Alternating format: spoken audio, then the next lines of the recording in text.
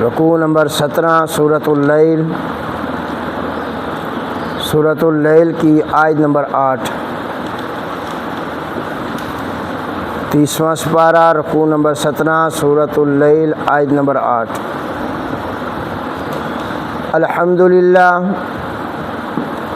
الحمدللہ وکفی والصلاۃ والسلام علی من لا نبی بعدہ، اما بعد فاعوذ باللہ من الشیطان الرجیم، بسم اللہ الرحمن الرحیم۔ وَأَمَّا مَن بَخِلَ وَاسْتَغْنَىٰ وَكَذَّبَ بِالْحُسْنَىٰ فَسَنُيَسِّرُهُ لِلْعُسْرَىٰ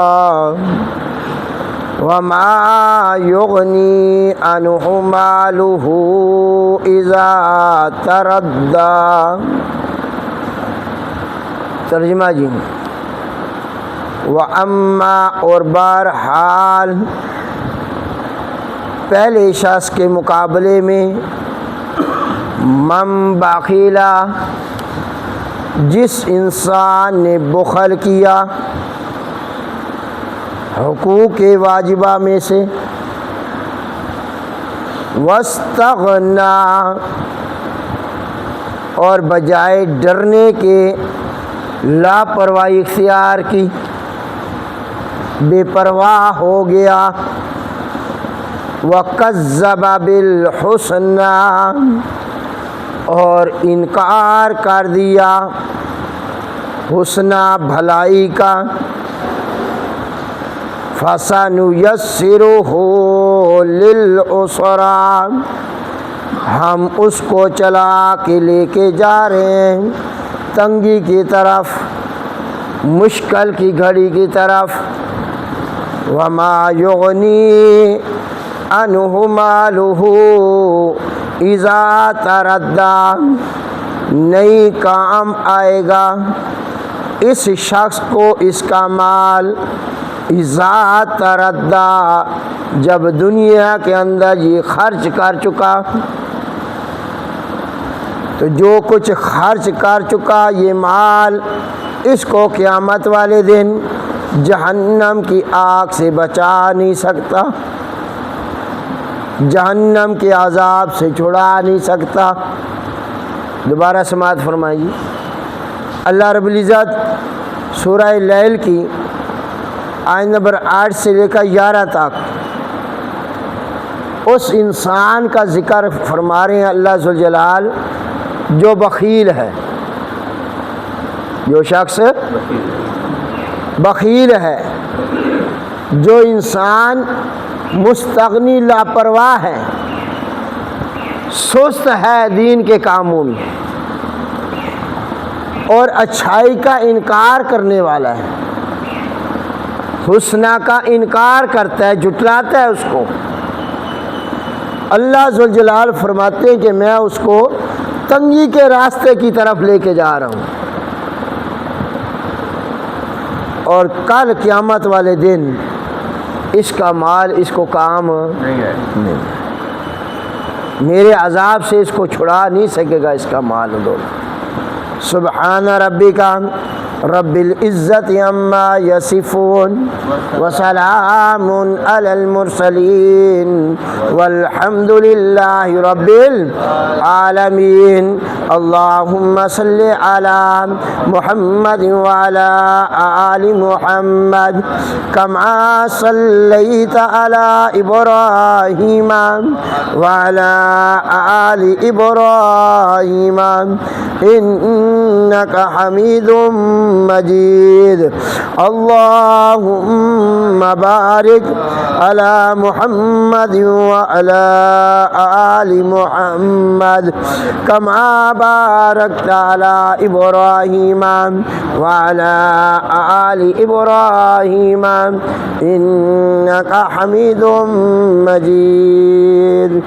انتہائی واجب الاحترام بزرگوں، دوستوں اور میرے عزیز ساتھیوں، اللہ رب العزت نے سورۃ اللیل میں دو قسم کے بندوں کا تقابل فرمایا ہے، ان کے اعمال کا تقابل کیا ہے۔ پہلا کون سا شخص ہے جی؟ جو آپ نے کل سماعت فرمائی آیات، فَأَمَّا مَنْ آتَى وَاتَّقَى وَصَدَّقَ بِالْحُسْنَى، کہ جس شخص کو اللہ مال عطا کرے، جس شخص کو اللہ کیا دے جی؟ مال و دولت دے، اور وہ مال و دولت اللہ کی راہ میں لگا دے، وَاتَّقَى، اور لگانے کے بعد اللہ سے ڈرتا بھی ہے، تقوی اختیار کرتا ہے، وَصَدَّقَ بِالْحُسْنَى، بھلائی کی تصدیق کرتا ہے، سچ کر دکھاتا ہے نیکی کو، اللہ فرماتے ہیں ہم اسے آسانی کی طرف چلا کے لے کے جا رہے ہیں۔ تو آسانی والا راستہ کون سا ہے؟ نیکیاں کرتا ہے، سخاوت کرتا ہے، سخاوت کا وہ دریا ہے۔ اللہ ذوالجلال نے اب اس بندے کے مقابلے میں دوسرے انسان کا تذکرہ فرما رہے ہیں کہ جو بندہ جسے ہم مال دیتے ہیں، دنیا میں مال کی فراوانی آتی ہے، امیر بنتا ہے، دولت اس کے پاس آتی ہے، لیکن اس دولت کے اندر یہ بخل کرتا ہے۔ پہلے سخی بندے کا ذکر تھا، اب بخیل بندے کا ذکر ہے۔ اما من بخیلا، بہرحال وہ شخص، من بخیلا، جس نے بخل کیا، جس نے کیا کیا جی؟ بخل کیا، واستغنا، اور لاپرواہی اختیار کی۔ بخیل کسے کہتے ہیں جی؟ بخیل جہاں ضرورت ہو وہاں پیسہ نہ لگائے، جہاں ضرورت نہ ہو، یا دوسرے لفظوں میں سمجھے، جہاں شریعت کہے کہ لگا پیسہ کھول کے وہاں نہ لگائے، اور جہاں سے شریعت روکے وہاں زیادہ لگاتا ہے۔ تو قرآن و حدیث کی اصطلاح میں یہ بندہ بخیل ہے۔ اور اللہ ذوالجلال نے فرمایا سورہ بنی اسرائیل کی آیت نمبر 100 میں کہ اگر میں اپنے سارے خزانوں کا مالک تمہیں بنا دیتا نا انسانوں کو، تو تم نے خزانے خرچ نہیں کرنے تھے، تم نے مال خرچ کہ کہیں ختم نہ ہو جائے، کہیں مال ختم نہ ہو جائے، میں غریب نہ ہو جاؤں، میں فقیر نہ ہو جاؤں، کنگال نہ ہو جاؤں۔ اور اللہ پاک فرماتے ہیں یہ وعدہ تمہیں دیتا ہے شیطان۔ یہ وعدے کون؟ کہ تم فقیر ہو جاؤ گے، غریب ہو جاؤ گے، مسکین ہو جاؤ گے۔ اور یاد رکھنا، جو دنیا کے اندر بخل کرتا ہے نا، اس کے مال میں بھی برکت نہیں آتی، اس کی زندگی میں سکون بھی کوئی نہیں آتا، نہیں اعتبار آتا۔ تو قرآن مجید میں 29ویں سپارے کی دوسری صورت ہے، سورۃ القلم، سورۃ القلم، گھروں میں جا کے دیکھ لینا، وہاں اللہ ذوالجلال نے ایک واقعہ ذکر کیا ہے۔ 29واں سپارہ جی، سورۃ القلم، باغ والوں کا، کہ 3 بچے تھے، ان کا باغ تھا، ان کا جو والد تھا جب تک وہ زندہ حیات رہا تو جب باغ کا پھل آتا نا تو سب سے پہلے وہ حصہ نکالتا تھا، تو کس کے نام کا؟ غریبوں مسکینوں کو بلاتا تھا، باغ جب ٹوٹ رہا ہوتا تھا تو اس کو وہ دیتا تھا۔ اللہ پاک نے رنگ لگائے ہوئے تھے، باغ ہر سال اچھا پھل دیتا تھا۔ اب وہ فوت ہو گیا، بچے آ گئے، 3 بچے تھے، آگے ان کی شادیاں ہو گئی، باپ فوت ہو گیا، اب ان بچوں نے کہا کہ یار ہر سال جب ہمارا پھل آتا ہے، پھل آتا ہے باغ میں، تو یہ فقیر آ جاتے ہیں، مسکین آ جاتے ہیں، ہمیں مفت میں دینا پڑ جاتا ہے، کیوں نہ ایسا ہیلا ڈھونڈے کہ ان فقیروں کو نہ دینا پڑے، ان فقیروں کو نہ دینا پڑے۔ انہوں نے رات میٹنگ کی، مشورہ کیا۔ کون سا مشورہ کیا جی؟ اب بھائی آپس میں مشورہ کر رہے ہیں، بھئی پھل ہون پاک گیا نا تو انج کرنا ہے، ہم راتوں رات جائیں گے، خاموشی کے ساتھ جائیں گے، پھل توڑ کے نا باغ کا گھر لے آئیں گے، کسی کو بتانا بھی نہیں، کانوں کان خبر بھی نہ ہو۔ ٹھیک ہے بھائی، جب پھل پک گیا، باغ کا پھل تیار ہو گیا، تو رات انہوں نے پھر مشورہ بھی کر لیا، بھائی ٹھیک ہے بھائی، صبح صبح جائیں گے، اندھیرے اندھیرے جائیں گے، جب یہ اندھیرا ہوگا۔ سو گئے، صبح جب ہوئی نا تو ایک بھائی اٹھا، ابھی اندھیرے ہی تھا، اس نے دوسرے کو اٹھایا، دوسرے نے تیسرے کو اٹھایا، اٹھو بھائی چلیں۔ چنانچہ وہ صبح اندھیرے اندھیرے چل پڑے۔ جب گلیوں سے گزرے نا تو کانوں میں بات کر رہے ہیں، اونچی بات بھی نہیں کر رہے، بھئی فقیر سن نہ لیں اور جاگ نہ جائیں، اور آہستہ آہستہ پاؤں رکھ کے جا رہے ہیں، کہیں ہمارے پاؤں کی آہٹ آواز ان تک نہ پہنچ جائے۔ ادھر مشورہ انہوں نے یہ کیا، ادھر اللہ نے ان کے جانے سے پہلے پہلے ان کا سارا باغ جو تھا جلا کے راکھ کر دیا۔ بخیل آدمی ہمیشہ اپنا نقصان کرتا ہے، کسی کا نقصان نہیں کرتا، یہ یاد رکھنا۔ نہ وہ اللہ کا نقصان کرتا ہے، نہ وہ فقیروں کا نقصان کرتا ہے، بخیل آدمی کا نقصان اپنا ہوتا ہے۔ یہ اللہ نے دکھا دیا اس واقعہ میں۔ جب وہاں پہنچے نا اپنی جگہ پہ، اپنے باغ والی جگہ پہ، تو کہتے ہیں کہیں ہم بھول تو نہیں گئے، اِنَّا لَضَالُونَ، بھٹک تو نہیں گئے ہم راستہ، دیکھو یار یہ جگہ ہماری نہیں لگ رہی۔ پھر جب انہوں نے علامات اور نشانیاں دیکھی نا، نہیں یار وہ سات زمین فلاں کی ہے، وہ فلاں سات زمین فلاں کی ہے، یار یہ سڑک ایسے ہی ہے، یہ بننے ایسے ہی ہیں، نہیں یار جگہ تو اپنی ہے۔ اس وقت کہنے لگے بل نحن محرومون، بل نحن محرومون، ہائے ہم محروم ہو گئے۔ یہ تو قرآنی الفاظ ہے نا، تو ہم اپنے محاورے میں، اپنی بولی میں کیا بولیں گے؟ ہم برباد ہو گئے، ہم لٹے گئے، تباہ و برباد ہو گئے۔ تو اس وقت ان کو احساس ہوا کہ آج ہم نے جو مشورہ کیا تھا نا بخل کا، کہ ہم نے فقیروں کا حصہ نکالنا، حالانکہ وہ نکالنا واجب ہے، عشر نکالنا کیا ہے؟ زکوٰۃ نکالنا کیا ہے؟ واجب ہے۔ وہ تو احسان نہیں کر رہا، اور زکوٰۃ اور عشر نکالے گا تو تیرا مال اللہ پاک کر دے گا، تیرے مال میں برکت آ جائے گی، نہیں نکالے گا تو اسی مال میں بے برکتی آ جائے گی۔ تو پھر انہوں نے افسوس کیا، کیا کیا جی؟ ہائے ہم تو محروم ہو گئے، ہماری غلطی ہے۔ پھر انہوں نے ارادے بدلے کہ اللہ ہم سے غلطی ہو گئی۔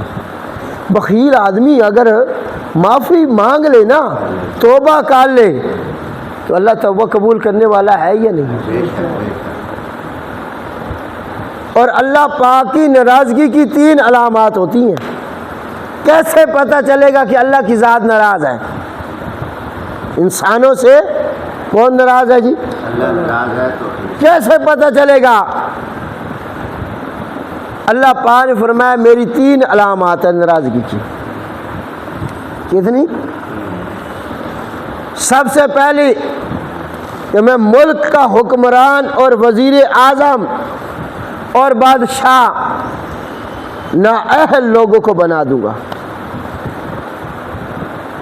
یہ میری ناراضگی کی علامت نہیں۔ ظالم، جابر، چور، ڈاکو، لٹیرے جو اس منصب کے اہل نہیں ہوں گے، اس کرسی اور اقتدار کے اہل نہیں ہوں گے، تو جب میں ناراض ہو جاتا ہوں تو اس قوم کا، اس علاقے کا، اس ملک کا نااہل لوگوں کو بادشاہ بنا دیتا ہوں۔ ظالم اور جابر کو بادشاہ بنا، اور جب ظالم اور جابر بادشاہ بن جائے نا، نااہل لوگ حکمران بن جائیں، سمجھو اے انسانوں، اے ملک والوں، تم سے اللہ کیا ہے؟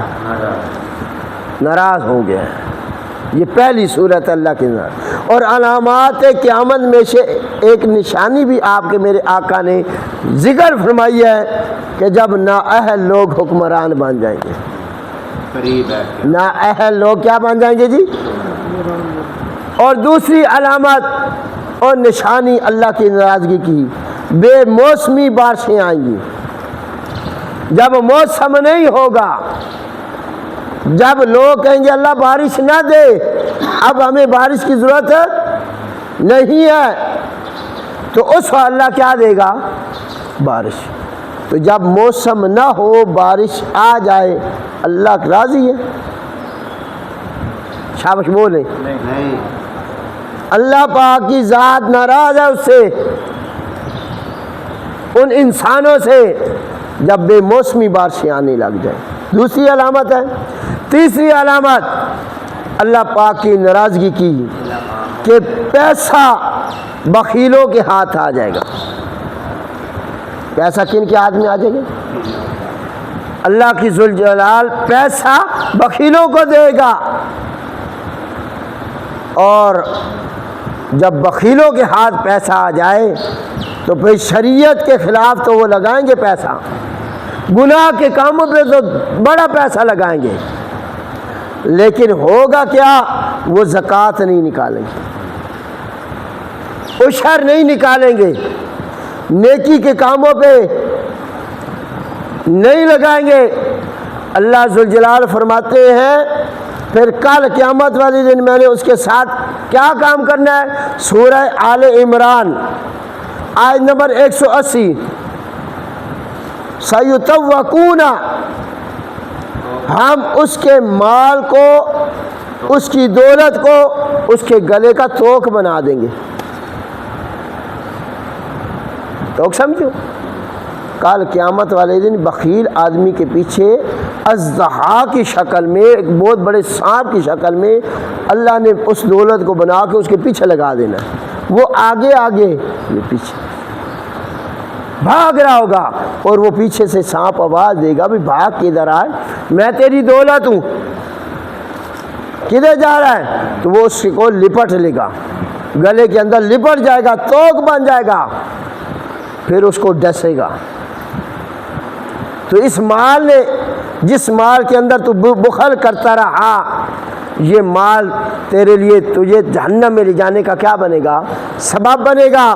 آج جو آیات میں نے تلاوت کی، اللہ فرماتے ہیں اما من بخیلا، جس انسان نے بخل کیا، واستغنا، بے پرواہی اختیار کی، لاپرواہ بنا رہا، مستغنی رہا دین کے کاموں سے، سستی کرتا رہا، وَكَذَّبَ بِالْحُسْنَى، اور اچھائی کو جھٹلاتا رہا، اچھائی کی طرف نہیں آیا، نیک کاموں کی طرف نہیں آیا، اللہ فرماتا ہے فَسَنُيَسِّرُهُ لِلْعُسْرَىٰ، ہم اسے تنگی کے راستے پہ کی طرف لے کے جا رہے ہیں۔ کدھر لے کے جا رہے ہیں جی؟ اب صحابہ کا سوال سمجھ آیا کہ انہوں نے عرض کی حضور جب اللہ پاک نے تقدیر میں لکھ دیا ہے کہ انسانوں نے، کنہوں نے جنت میں جانا ہے، کنہوں نے جہنم میں جانا ہے، تو پھر ہمیں اعمال کرنے کی کیا ضرورت ہے؟ تو آپ کے میرے آقا امام الانبیاء حضرت محمد رسول اللہ صلی اللہ علیہ وسلم نے فرمایا جس نے جنت میں جانا ہے اس نے دنیا میں اعمال بھی کون سے کرنے ہیں؟ جنت والے۔ اللہ آسانی کے راستے پہ لے کے جا رہا ہے اس کو، فَسَنُيَسِّرُهُ لِلْيُسْرَىٰ، اور جس نے جہنم میں جانا ہے، جو جہنمی ہے، اس نے اعمال بھی کون سے کرنے ہیں؟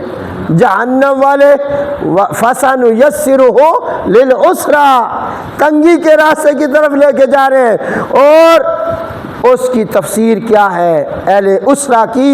وَمَا يُغْنِي عَنْهُ مَالُهُ إِذَا تَرَدَّىٰ، کہ اس کا مال اسے کام نہیں آئے گا، اس کا مال اسے کام، جیسے ابو لہب آپ کا سکا چاچا، اللہ پاک نے فرمایا تبت یدا ابی لہب وتب، تباہ و برباد ہو جائے ابو لہب تیرے دونوں ہاتھ، جن دونوں ہاتھوں سے پتھر اٹھا کے میرے نبی کو تو نے مارے۔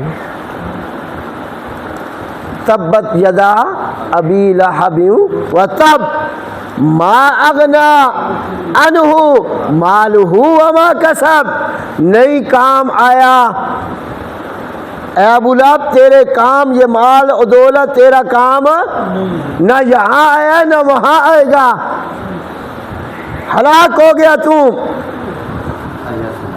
اور اللہ پاک فرماتے ہیں شعلہ مارنے والی آگ میں تجھے پھینکوں گا، اور جو تیری بیوی ہے نا اس کی گلے میں مونج کی رسی ہوگی۔ بیوی کیا کرتی تھی؟ جو رات کو اٹھ کے نا دن کو جنگل میں جاتی، کانٹے چون کے لاتی، اور رات کو اٹھ کے گلیوں میں بکھیر دیتی تھی کہ حضور علیہ السلام آئیں گے اور ان کے پاؤں کو چبھیں گے۔ وہ توانائیاں انہوں نے کدھر لگائی؟ میرے نبی کو تکلیف دینے میں، دین کو مٹانے میں۔ تو اللہ فرماتے ہیں تیرے ہاتھ بھی تباہ ہو جائے، تیرا مال بھی کام نہیں آئے گا۔ تو بخیل آدمی ادھر بھی بے سکونہ، قبر میں بھی بے سکونہ، اور کل قیامت والے دن بھی بے سکونہ ہوگا۔ کوئی کام، سخاوت کیا ہے؟ سخاوت کیا ہے؟ آج دنیا میں آپ مثال پیش کر دو، کوئی بندہ سخی ہو نا زیادہ تو کہتے ہیں یا تو حاتم طائی ہے، تو حاتم طائی کیوں مشہور تھا؟ حضور علیہ السلام سے پہلے کا حضرت عیسیٰ علیہ السلام کے دور کا وہ حاتم طائی تھا۔ سخاوت اس کی اتنی تھی، کہتے ہیں کہ ایک بہت بڑی دیگ تھی اس کی، بہت بڑی، وہ 24 گھنٹے چولہے کے اوپر رہتی تھی، کبھی آگ بجھا نہیں کرتی تھی، سیڑھی لگا کے لوگ کھانا نکالتے تھے، اور وہ دیتا کن کو تھا؟ غریبوں کو، مسکینوں کو۔ آج بھی کئی اللہ والے ایسے ہیں جنہوں نے دسترخوان خان لگائے ہوئے ہیں، خفیہ لگے ہوئے ہیں، دے رہے ہیں اللہ کی راہ میں، لیکن اس کائنات میں آمنہ کے لال سے بڑھ کے کوئی سخی نہیں آیا، یہ یاد رکھنا۔ جب حضور علیہ السلام کی جنگ ہوئی نا حاتم طائی کے بیٹے کے ساتھ، عدی اس کا نام ہے، عدی ابن حاتم، تو جنگ ہوئی نا، تو جنگ کے اندر وہ بھاگ گیا، حاتم طائی کا بیٹا شکست کھا کے جب بھاگ گیا نا تو اپنی بہن بھی چھوڑ کے بھاگ گیا، اس کی بہن ہتھے چاڑ گئی صحابہ کی۔ اب میں تمہیں بتانے لگا ہوں سخاوت کیا ہوتا ہے۔ حضور علیہ السلام کے دربار میں آئی، قیدی بن گئی، اور مخالف فوج سپہ سالار کی بہن ہے، مخالف فوج کے سپہ سالار کی بہن بندے کے ہاتھ آ جائے، بندہ منوا سکتا ہے اپنی باتیں یا نہیں؟ لیکن میرے نبی کی سیرت اٹھا، میرے نبی نے پوچھا بتا میری بیٹی کیا چاہیے، کیا چاہتی ہو؟ تو انہیں کہا جی رہائی دے دیں۔ کیا دے دے؟ چھوڑ دے مجھے۔ تو حضور علیہ السلام نے فرمایا تو سخی باپ کی سخی بیٹی ہے، تو سخی باپ کی بیٹی ہے، تجھے آج میں بھی بتاتا ہوں کہ میں کتنا سخی ہوں۔ تو آپ علیہ السلام نے 2 صحابہ کی ڈپٹی لگائی، فرمایا کہ اس کو لو اور اس کے گھر بحفاظت پہنچا کے آؤ۔ صرف رہا نہیں کیا، بحفاظت اس کے گھر تک میرے نبی نے پہنچا بھی دیا، چھڑا بھی دیا، اور جب گھر پہنچی نا تو آگے سے بھائی گھر سے باہر نکلا، دروازے سے باہر نکلا نا تو سب سے پہلا سوال پتہ کیا کیا؟ حل وجدت کیف اصحاب محمد، بھائی بہن سے پوچھ رہا ہے بتا تو نے محمد اور محمد کے ماننے والوں کو کیسا پایا، کیسا سلوک تیرے ساتھ کیا۔ اب سن سخاوت کی بات، وہ بہن اپنے سکے بھائی کو کہتی ہے کہ بھائی سن، میری عزت تیری اس چار دیواری کے اندر اتنی محفوظ نہیں تھی جتنی عزت محمد عربی کے دربار میں محفوظ تھی، اور انہی جملوں کی وجہ سے اللہ نے ان کو ایمان کی دولت سے نواز دیا، وہ مسلمان ہو گئے، وہ صحابی رسول ہو گئے۔ سخاوت اس کا نام ہے، کہہ دیے تو رہا کر کے دکھاؤ۔ کوئی غریب ہے تو اس کو دو، مال و دولت دو، اس کو اپنے ساتھ بٹھاؤ، کھانا کھلاؤ۔ تو اللہ پاک نے فرمایا بخیل آدمی دنیا میں بھی تباہ، آخرت میں بھی تباہ۔ اور بخل کا انجام ہوتا کیا ہے؟ آج انسان ساری زندگی کماتا ہے، ساری زندگی دو جگہوں پہ اس کا پیسہ لگ رہا ہے، میرے ذہن کے مطابق، آپ کے ذہن نہیں میں کہہ رہا، میرے ذہن کے مطابق ساری زندگی انسان کماتا ہے، دو جگہوں پہ اس کا پیسہ لگ رہا ہے پوری زندگی کا۔ ایک جگہ جب اس نے اپنے بچوں کی شادی کی، بچوں کی کیا کی؟ شادی کی، پیسہ کھلا لگا دیتا ہے وہ، جبکہ مناسب لگانا چاہیے تھا۔ اور دوسرے نمبر پہ وہ پیسہ لگا رہا ہے سارا مکانوں کے اوپر، بلڈنگوں کے اوپر، اسے خوبصورت سے خوبصورت لاکھوں نہیں کروڑوں روپے باتھ روموں پہ لگ رہے ہیں۔ بھی کرنا کی شیطان خانوں، جنات کا گھر، شیطان کے گھروں پہ کروڑوں روپے، یہ میرا مکان اچھا نظر آئے، میرا مکان پورے مکانوں میں، پورے ٹون میں اعلیٰ نظر آئے، خوبصورت نظر آئے، بلڈنگوں پہ لگا رہے ہو، اور جو بلڈنگ یہیں رہ جائے گی پھر ختم ہو جائے گی۔ بچوں پہ لگایا وہاں تک ختم ہو گیا، تو نے آگے کیا کیا ہے؟ جو تجھے قبر میں بچائے، جس مال نے تجھے قبر سے بچانا تھا، وہ مال کیا ہے؟ تو آپ کے میرے آقا کی پھر حدیث یاد آ گئی۔ آپ علیہ الصلوۃ والسلام نے فرمایا صحابہ تم ورثاء کے مال سے محبت کرتے ہو، ان کے مالوں سے، ورثاء کے مالوں سے محبت کرتے ہو۔ صحابہ نے عرض کی حضرت ہم تو ورثاء کے مال سے وہ محبت نہیں کرتے، پھر ہمارا مال کون سا ہے؟ تو آپ کے میرے آقا نے فرمایا تمہارا مال وہ ہے جو تم نے کھا لیا، کیا کھا لیا؟ جو کپڑے پہن کے پرانے کر دیے، اور جو تم نے اللہ کی راہ میں صدقہ کر دیا، وہ ہے تیرا مال۔ اس کے علاوہ جتنا مال ہے وہ تیرا نہیں ہے، وہ تیرا نہیں ہے، وہ کن کا ہے؟ شاباش بولے، وہ ورثاء کا ہے، اور ورثاء کے مال سے تو محبت کر رہا ہے، تجھے تو اپنے مال سے محبت کرنی چاہیے تھی۔ تو آج بخل، ہم بڑھاپے کے اندر جا کے بخل بندہ زیادہ کر رہا ہے، جبکہ پیسہ اللہ نے دیا ہے، وہ قبر کے قریب پہنچ چکا ہے، سفید بال ہو گئے ہیں، کمزور ہو گیا ہے، اب تو سخاوت کا دریا بن، اب لگا جو تجھے آگے کام آئے اور تیری بخشش کا ذریعہ سبب بن جائے۔ زکوٰۃ اور عشر نکالنا ایک کمال کوئی نہیں، یہ تو تھوڑے ذمے میں، پتہ نہیں گل سمجھ آئی یا نہیں؟ پانچم نماز جماعت نہ پڑھنی ایک کمال کوئی نہیں، اتنا اللہ تو کوئی احسان ہے، یہ تو ساڑھے ذمے میں۔ سواد تا ہے نا، صبح تہجد ٹائم اٹھ کے تہجد پڑھ، مزہ تا ہے، ہوں اشراق دا وقت ہے، اشراق پڑھ جو تیرے ذمے نہیں ہے، ابابین کے نفل پڑھ، صلاۃ الحاجت پڑھ، صلاۃ التوبہ پڑھ، نفلی عبادت کر کے دکھا، پھر اللہ بھی پتہ، اللہ کو چل جائے گا اے بندہ بھائی دلوں عبادت کر رہا، یہ صرف فرض پورے نہیں کر رہا، زکوٰۃ عشر نکال کے، اور یہ یاد رکھائے اگر ساڈا ملک پاکستان دے ذمہ دار تے مالدار لوگ اگر صحیح زکوٰۃ نکالن، ساڈے ملک ایک غریب بھی نہ بچے، ایک غریب بھی نہ بچے۔ آج ہمارے لوگ جو فرضی زکوٰۃ ہے وہ بھی نہیں لگا۔ ہماری زکوٰۃ کیا ہے جی؟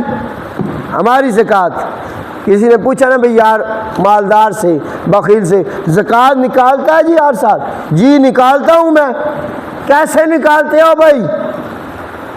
وہ کہتا ہے جتنی میری دولت ہوتی ہے نا، میں کپڑا ایسے کھچاڑ کے نا جھولی کے اندر سارے پیسے رکھ لیتا ہوں۔ کیا کر لیتا ہوں؟ جتنی میری دولت ہوتی ہے میں اپنی جھولی میں رکھ لیتا ہوں، پھر میں ایسے نہ اوپر پھینکتا ہوں۔ یہ ہماری زکوٰۃ نہیں ہے۔ جھولی میں پیسے ہیں جی، میں کدھر پھینکتا ہوں؟ اوپر پھینکتا ہوں، ایسے اوپر ہے۔ میں اللہ پاک کو کہتا ہوں اللہ پاک جیڑے تو رکھ لے تو رکھ لے، باقی منو واپس دے دے۔ جو تو نے رکھنے ہیں تو رکھ لے، باقی مجھے۔ یہ ہماری زکوٰۃ ہے۔ زکوٰۃ دینے کی باری آئے تو کنجوسیاں، ہیلے، بہانے کہ کہیں زکوٰۃ دینی نہ پڑ جائے۔ میرے بھائی یہ یاد رکھنا، زکوٰۃ نہ دے گا نقصان کسی کا تو نہیں کر رہا، کر رہا ہے تو اپنا کر رہا ہے۔ تیرے مال سے برکت اٹھ جائے گی، تیری زندگی سے سکون ختم، اور پیسہ لگ جانا ہے، رہنا نہیں ہے اس نے۔ بیماریوں پہ لگے گا، ہسپتالوں میں لگے گا، لڑائی جھگڑوں میں لگے گا، تھانہ کچہریوں میں لگے گا۔ اور جن لوگوں کے پیسے ادھر لگ رہے سمجھے، ذرا سوچے کیا وہ زکوٰۃ نکالتا تھا؟ کیا وہ عشر نکالتا تھا؟ تو اس لیے میرے بھائی اللہ سے دعا ہے اللہ ذوالجلال آپ کو مجھے اللہ کی راہ میں مال دل کھول کے لگانے کی توفیق عطا فرمائے، اور اچھی جگہوں پہ پیسہ لگانے کی توفیق عطا فرمائے، اور ہم سب کو تمام امت مسلمہ کو اللہ ذوالجلال بخل سے محفوظ فرمائے، بخل سے بچنے کی توفیق عطا فرمائے۔ وما علینا الا البلاغ۔